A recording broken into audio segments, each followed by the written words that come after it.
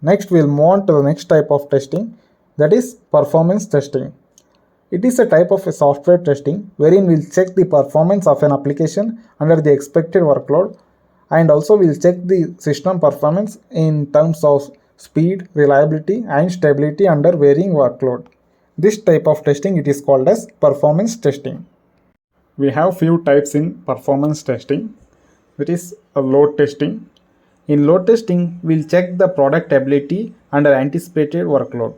That is, we'll see whether the application can handle n number of users when they use the application simultaneously. Next is stress testing.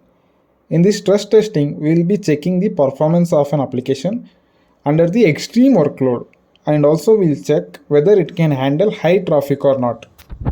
It means we will be checking the behavior of an application by applying load greater than the desired load. Next is spike testing. In this spike testing, we will check the product performance by suddenly increasing and decreasing the user load and traffic to the website. Next is volume testing. In this volume testing, a large number of data will be stored in a database and will check the overall system behavior.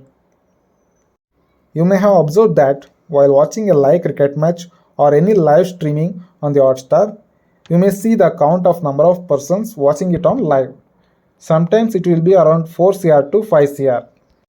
Here, if the testing team, if they had not tested the app with extreme load or with a high traffic, the chances were there that the app would have crashed due to heavy traffic. Since the app has been undergone performance testing, it is able to sustain this high traffic.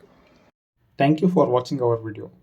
Please do not forget to subscribe to our channel so that you do not miss any of our video or updates. Thank you.